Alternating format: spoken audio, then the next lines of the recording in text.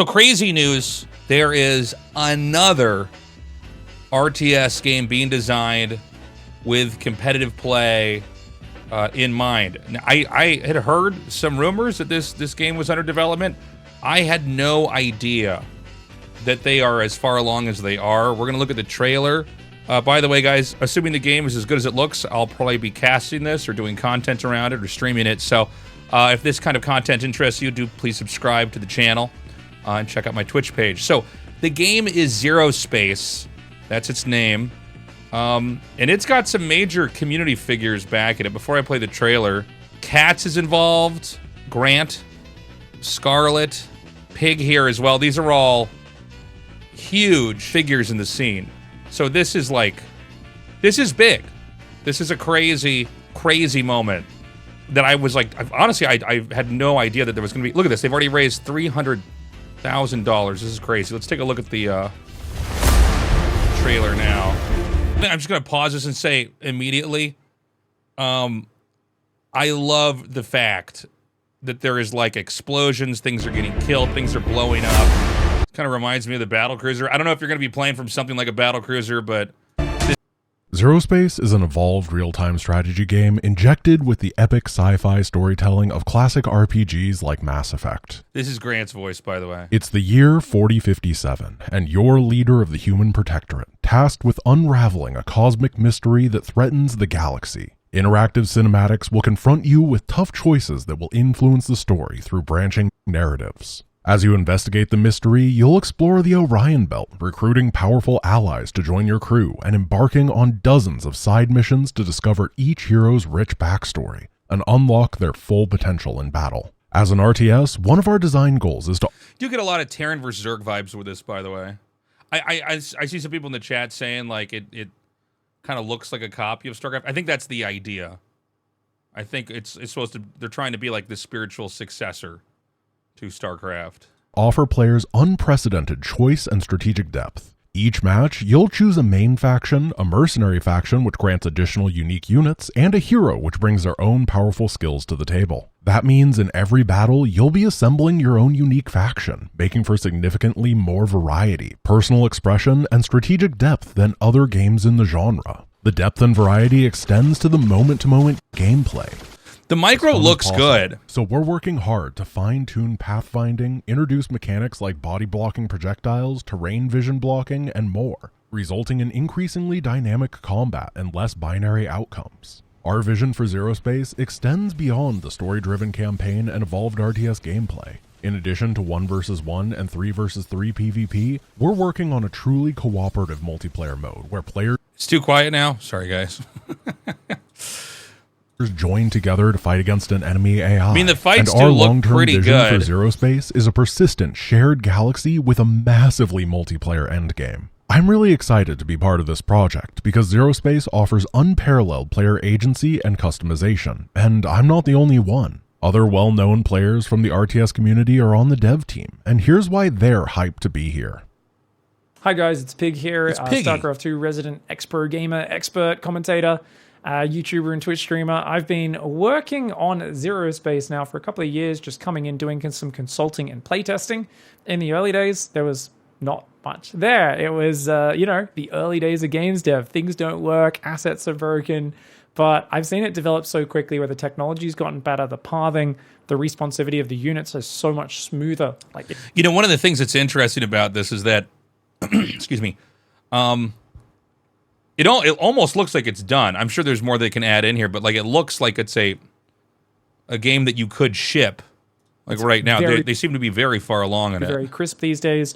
But also I've seen, the team expand. And from getting a lot of early feedback from myself, there's now guys like Giant Grant Games, you've got Scarlet, you've got Cats, like pro gamers from all sorts of RTS backgrounds coming in and giving their feedback. And it's been leading to, especially the multiplayer aspect, being very responsive. The unit interactions and the way units behave feels very satisfying, interesting, and skill-based.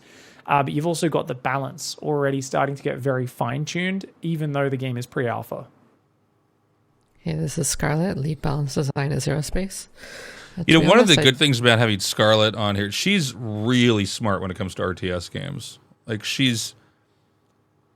I would put her at the top of intelligence when it comes to start talking about the game and understanding the game. So this is a really good choice by them to get her for balance. And she learned Brood War quick. I see that in the chat. Yes. She learned Brood War very quickly and got right up to S. I think 2,300 MMR or something like that, but she's very gifted. I joined the project not that long ago. The first time I got to play the game, it had already been in development for a couple of years, and I was really surprised at how good the game felt. It's not easy to do RTS, but after joining the team, I got to realize that it's because everyone is really passionate about RTS. I've been playing RTS for a long time and just want to make the best game possible. So I'm really happy to be a part of that, and I hope you all enjoy the game as much as I do already. Hey guys, this is Katz, and I am the lead versus designer at Zero Space. For the last 2 years, I've been working on this project, and it has really truly felt amazing. I feel like my skill sets here are valuable.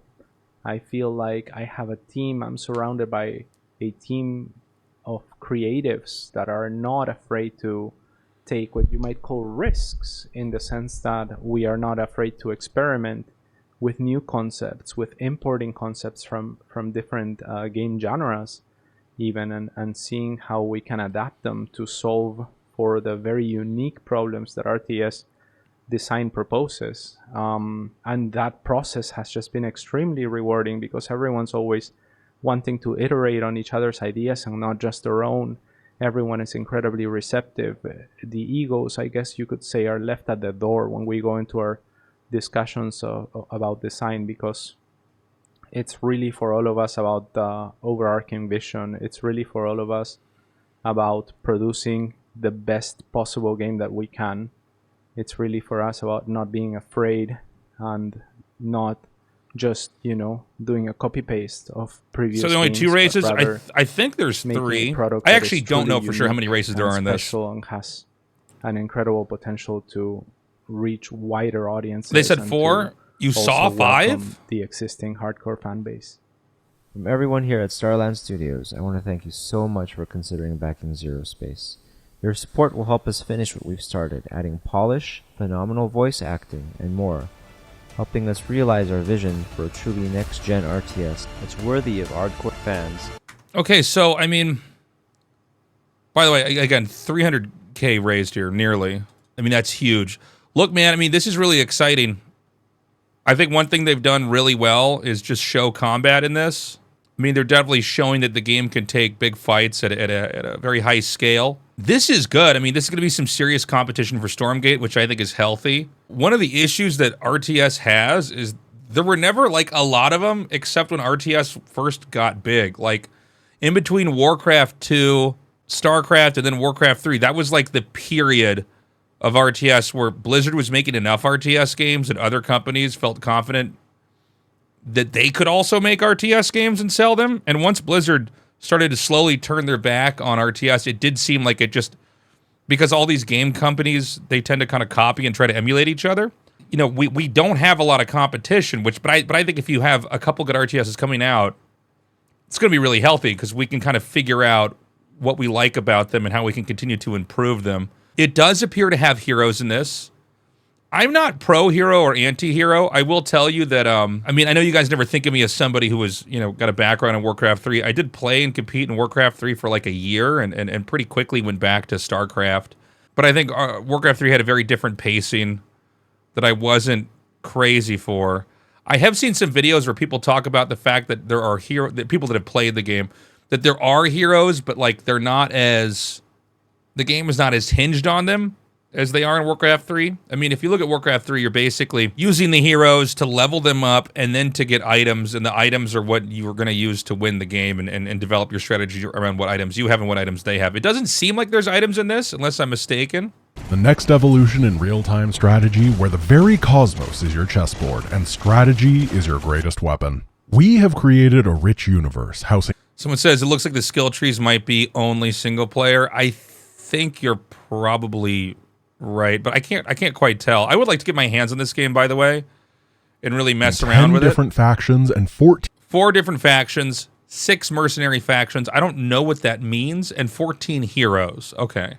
Each offering unique avenues for gameplay and a voluminous, expanding lore. These serve as a base for our 3 core gameplay modes: campaign, co-op, and player versus player. We were inspired by some of our favorite games and then combined our own ideas with them to bring you a unique experience of the highest quality. Zero Space's campaign features RPG story elements, branching narratives, and deep character.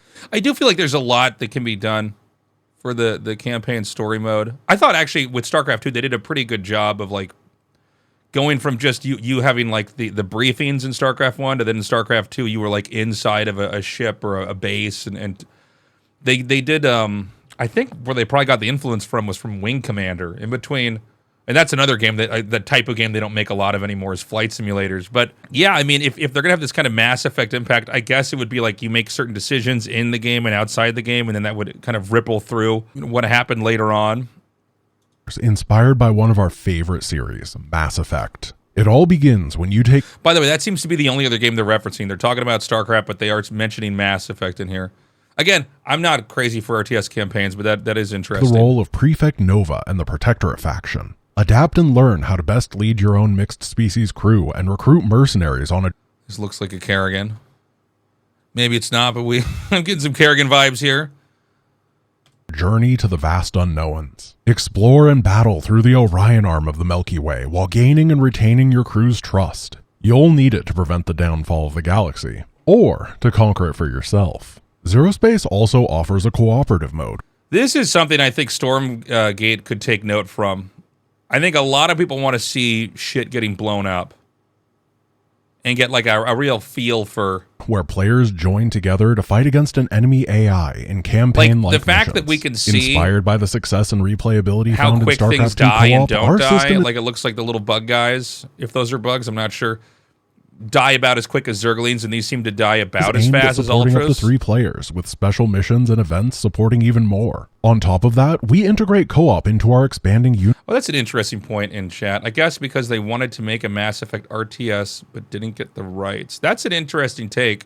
I guess from a game development point, if you were going to make an RTS, if you could ever actually get the rights of an already pretty famous title, it would probably sell more. I don't know. I wonder if that's true or not. That's interesting. With the addition of an easy-to-engage-with persistent galactic map, aimed at rewarding progression, supporting guild play, and even... You said someone says it looks quite good, but just that they having a Kickstarter gives you a sour taste. Anyone who can point to successful Kickstarters where there actually is a game in reasonable time and not throwing money into a black hole. Well, I think the Kickstarter is good advertising, and it's a good way to you know, get people to get on board and support it. I mean, it's hard to get...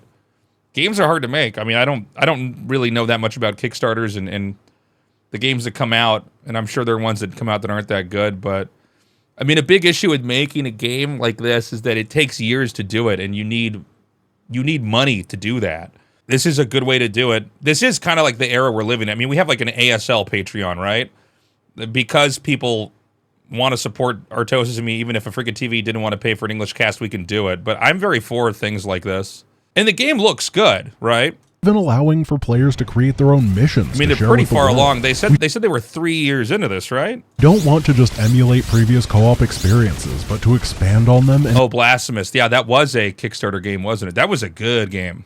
Castlevania-esque. With an AI that feels more alive, added opportunities for players to collaborate, an increase in mission variety, and a rewarding and consolidated progression system that helps foster and promote community. Our design... Gotta say, I'm not crazy for the sounds, but that can always be improved. Philosophy begins at the goal of being accessible to players of all skill levels. Anyone can pick up and play the game. But when it comes to the highest level of competition and skill expression, our ceiling... This is a really... Look at how the tank... I don't know what these are. I'm calling them Zerglings, but look at how the tank is... I mean, this is a very subtle thing, but look at how the tank is moving around the stuff. But when it comes to the see, highest level of competition and skill expression, our ceiling you will be really rather high. like surround We've devised stuff. and implemented game systems that help to foster fun and dynamic gameplay, allowing for a wide variety of choices, all factoring into our goal to create a wild yet still competitive arena. Every competitive... The control looks pretty slick. Excuse me. They've got a lot of examples of in-game stuff competitive here. game begins with a short draft phase where first players select one of 4 main factions and then drafts one of the 6 supplementary mercenary factions. So you pick a race, and then you pick units that you get to play with the race ahead of time? Like you draft them, is that correct? And finally, one of 14 plus heroes. With these tools available, you aren't playing a pre-made faction. So if it's a draft phase, does that mean I can veto their units? If Artosis plays this game, will he veto Dark Templars every time? In fact, our active balance philosophy relies strongly on these and other systems See, that we've devised that's exciting. Shit getting blown up. that we're eager to share with you throughout this Kickstarter phase. But talk is cheap. That's why we took 3 years to develop a product that we're proud to finally be able to share with you. We are the first to admit that this is an ambitious project. We're not looking to rehash previous strategy games. Can I say one thing, one critique just of the game as I look at it? I feel like the colors are too pastel. Again, all that can be changed, but it does seem like there's a little bit too like light, kind of warm colors. But see this red and this blue and then this beige ground here, or even this blue and the green. Like there's like a certain. It's really well colored. Like it feels good to look at. The game starts with an operating tower, which automatically builds extractors start to over. an operating tower, which automatically builds extractors to mine Hexite, our base resource. You can expand your income by building additional operating towers throughout the map. These little guys spawning next to the operating towers are builders. They're named seedlings and are unique to the girl faction. Over to the left here, you'll find your mercenary tavern, where you can instantly hire 5 unique unit groups to join you in the fight. Huge tree over here is the Grell headquarters. It offers passive income equivalent to a full base mining and allows for the construction of harvesters, which are needed to gather our second resource, Flux. So I guess the first resource, you don't have workers to gather? Does it auto-build something on top of it? Flux is scattered across the map, creating incentives for players to venture out and meaningfully interact by harassing enemy harvesters and protecting their own. These purple circles signify a rich flux drop. Its landing location is semi-random, allowing players to adapt and strategize accordingly. I'd love to make some army units now, but I can't afford my incubator yet, and that's okay. The game has recognized my wish and will add it to the queue. Our friendly queue system helps to simplify economic management so that players can spend more time interacting with each other and making meaningful decisions. My first building is complete. Supply structures in Zero Space are all unique and have a purpose beyond just sitting there. Like Warcraft 3 Moonwells, nourishing pods heal units near it, helping to provide defensive advantages. Now Okay, so they took the Night Elf mechanic, the Moonwells. And they have 3 abilities. Cool. With one of them, you can trade HP on an allied unit to heal and increase the hero's attack speed. Anticipating I'll be taking damage soon, I'm bringing a seedling along to consume. We're heading towards an XP tower guarded by neutral creeps. In this fight, another one so there's neutral creeps. of my abilities is sure to prove useful. This one is a projectile that, on hit, damages and slows units within its visible radius. Once I'm done clearing the neutral creeps, the XP tower will be available for me to capture. Your experience is Chad says, I feel like they need more visual clarity, discernibility. Some fights, I felt like it was hard to see what's happening. Well, it looks like what we're looking at is like a very, it's a game, but they haven't like, how do I say this? I mean, they haven't finished the artistic parts of it. I think in a lot of games, that's actually one of the things that comes last. So, I mean, anything that doesn't look great, that's, definitely something that can just be represented fixed. by the rising yellow bar at the top, and much like in life, you get XP by just existing. But capturing towers does help you speed up the process. When the bar fills up, you get to level up, and I'll be expanding on that soon. After using Consume to heal up, Okay, so I was wrong. You do level up. finish capturing this XP tower, and then use my third ability to bring my hero back home. My Recall? basic incubators are now done building. They are home to Town 3 portal, I different guess. units and unlock tier 2 and upgrade buildings. The top bar consists of 2 joint systems. Power, represented by the blue bar on top, is used to activate global abilities. My favorite base ability is named Infuse. With it, you can trade power to target allied units, and after a short delay they emerge from their cocoons with double the HP and damage values, and also growing in size to match their newfound strength. You harness power Like little whenever you lose scorpion units in guys. combat, And while winning skirmishes feels great, the game doesn't have to end as a result of a single outcome. Alongside mercenaries and supply structures, power is perhaps our best system at combating snowballing and leaving some room for well-earned comebacks. My first upgrade building is now finished. Since I made some stingers, I'll look to upgrade those first. On this menu, you can select one of 2 upgrades to start, and later another one from the second row. This time around, I'll research lifesteal, and once that's done, I might just go for cliff jumping. You may start noticing. Someone in chat says everyone lost 50% interest the second we saw the neutral creeps. I'm one of the people that's wary about neutral creeps, but I'm not against them. I wasn't crazy for, I mean, I like Warcraft 3. I actually, a lot of people have known this. I used to cast Warcraft 3. That was my original job in Korea, was casting Korean matches that happened in Warcraft 3 when they tried to put that on TV out here. And I would cast that in English. So I'm familiar with the game. I like interacting with just people in a game, but I'm not against creeps. I'm trying to be as open-minded as possible. A pattern here. We like to offer players the ability to express themselves and adapt through fun and meaningful choices. Speaking of which, my yellow XP bar just filled up, which brings me to our final system, talents. Each time you find enough experience to level up, you can choose from 3 talents, 2 of them natural to your main faction, and the third one determined by your choice of mercenaries. As you go down the talent tree, so I guess things that get grass is increasingly kind more of like volatile, creep. and at level 5, you get to select your ultimate ability. My favorite for Grell is the Tree of Life, but that's for another time. I hope you've enjoyed our ideas and systems so far. A million thanks, and see you around. I will just say right out of the gate, I look at this and it's Kerrigan pre-becoming a Zerg, or Nova, or whatever the ghost character that, and then Jim Raynor. I hope that the story is good and original. I honestly didn't think the Starcraft story was that good. I think I liked the Starcraft 1 story. Well, Starcraft 1 story was okay, but I was also like in 7th grade. Starcraft 2, the story got pretty bad during Heart of the Storm. I never actually finished Legacy of the Void, but it would be cool to have a story. And by the way, I'm okay with them like paying homage if they want to have like a Jim Raynor character. I just, I hope the story's actually good. But look, man, I mean, I'm excited. At the core of all of our game modes and ideas lies a foundational structure that gives us the confidence to push forward and deliver, our incredible technology. To expand on that, here's our founder and chief technology officer, Marv. So I've always loved RTS. I felt like it was a genre that isn't more popular because it has been historically underserved. It's understandable why, as making a responsive RTS engine presents a lot of technical challenges. Yeah, this is, by the way, he's correct. Most RTSs are not built in an engine that's actually, that lets you do what you need to be able to do in a high-quality RTS. So, I mean, in that, like, the fact that StarCraft 1 exists, and it's buggy, by the way. I mean, it's not perfect, okay? But it's, the fact that was made in, like, 1998, and the shit people can do at it is insane.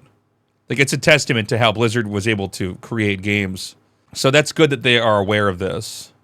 Yet I couldn't really bring myself to see those challenges as deterring. To me, they were So it's really like a million Reapers. Really exciting problems to solve. I can tinker with pathfinding and crowd simulation for weeks, and at the end of it, it's always so rewarding to see the resulting visual interactions. Through much iteration over the past 3 years, Zero Space has reached a point where we can be comfortable saying that StarCraft 2 will no longer be in a category of its own when it comes to their technology and engine. And while StarCraft 2 set the bar very high... By the way, another little note, if this thing does have a map editor, I would guess it's going to have a map editor, right?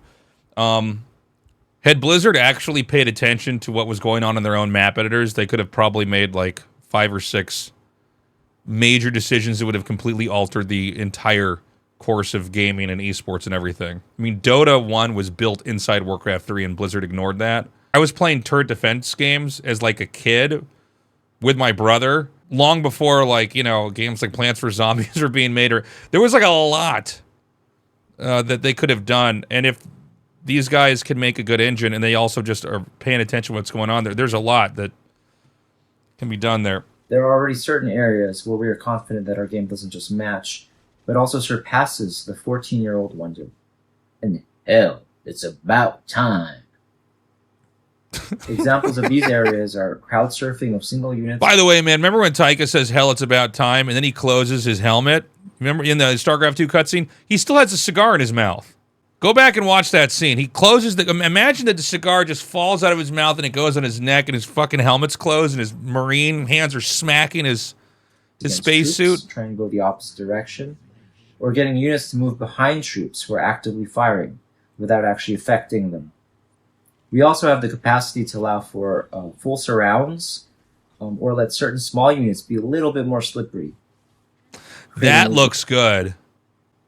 Less binary outcomes, more possibilities for fun micro. We also count on the ability to block projectiles like in Dota or League.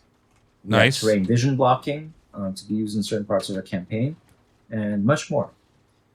We also plan on offering the ability to instantly scrub between various points during a replay, and near instant what just happened rejoining there? of a game in progress. So if you're playing with friends, you disconnect, you can instantly reconnect.